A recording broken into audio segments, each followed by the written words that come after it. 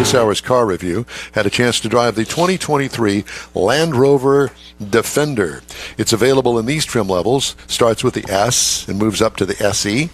Then the X Dynamic SE, the X, the V8, and the first edition. I had the 130 SE. This is the long wheelbase model with 3 rows of seating. This is considered a standard SUV body on frame.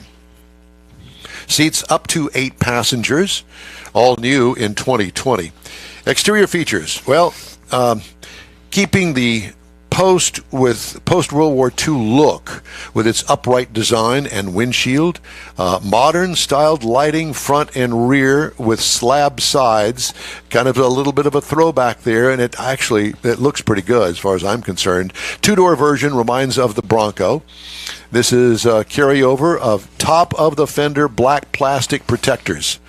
And I don't know whether you're familiar with Land Rover and their vehicles, but it's kind of a long-standing thing. Matter of fact, I saw them restore one here not too long ago, and they actually went out and got some new ones for this particular restoration to sit on top of those front fenders. I think it's so you could stand on them.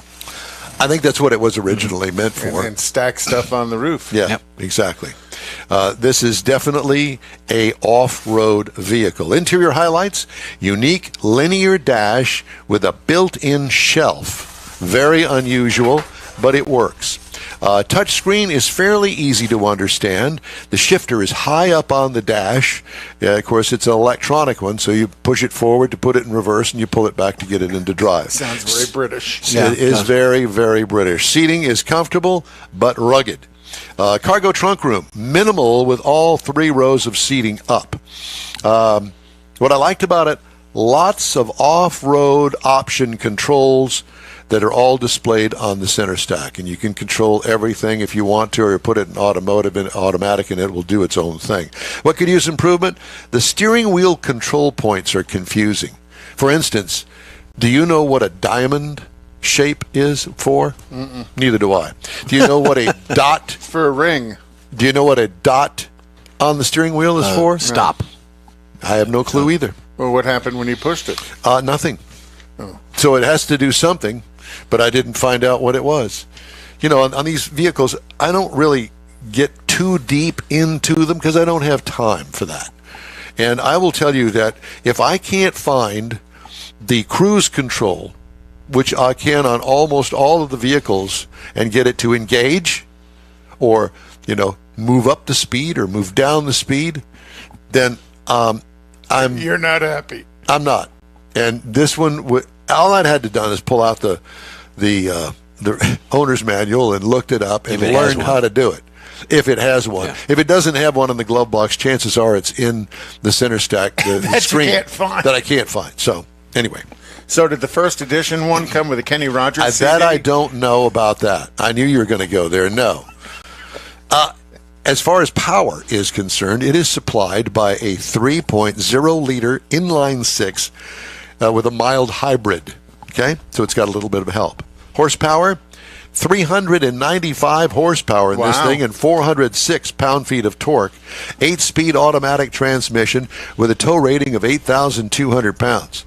And without towing anything, I can tell you this thing will get up and go. 17 miles per gallon city is what it's rated. 21 highway for a combined of 19. I got 20.4. Not bad. Pretty good in that big boat. Yeah. And it's actually not that big. It's not like a Range Rover. Well, you say Bronco size. It's sort of. Kind of, yeah. It's bigger than a Wrangler, but it's smaller than the Range Rover. Yeah. The Tahoe.